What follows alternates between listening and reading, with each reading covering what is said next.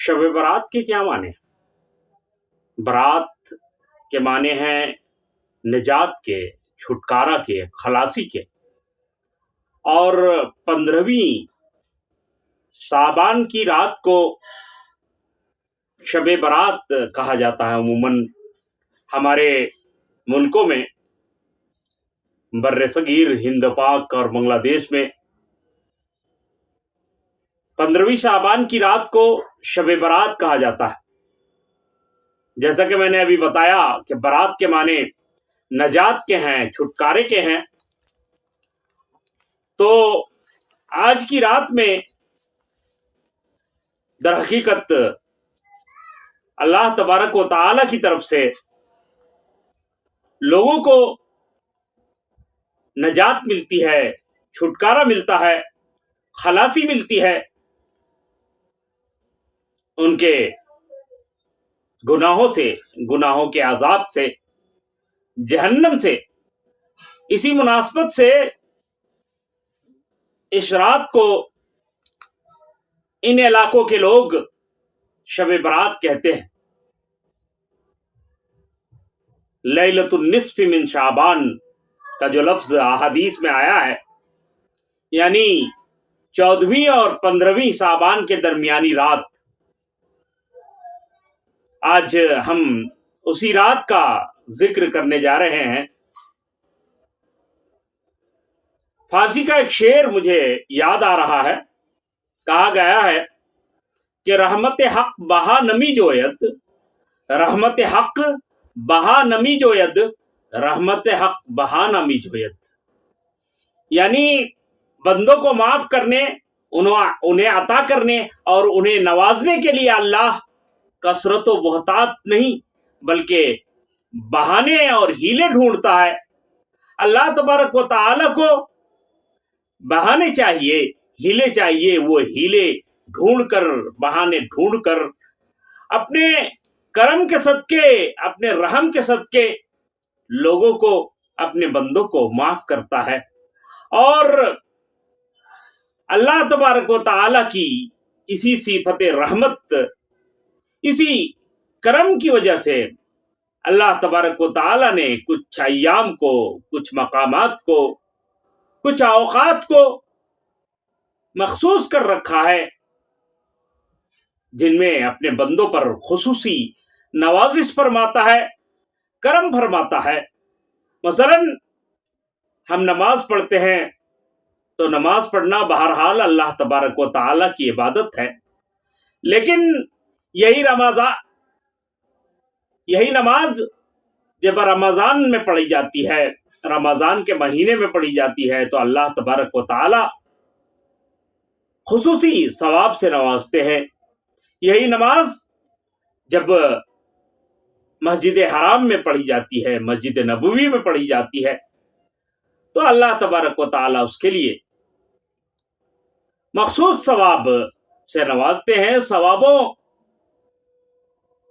का जो उमूमी हिसाब किताब है, अल्लाह तबारक व तआला उससे ज्यादा से नवाजते हैं।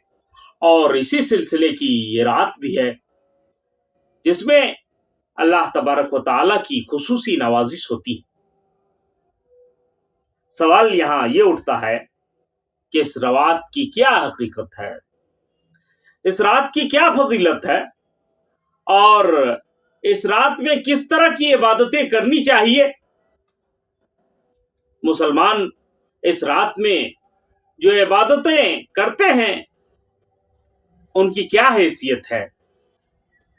तो दोस्तों, जब हम ज़ख़ीरा अहादीस पर नजर डालते हैं तो हमें नजर आता है कि वाक़अतन इस रात की अहमियत है, इस रात की फजीलत है। मुहक्किकीन उलमा के मुताबिक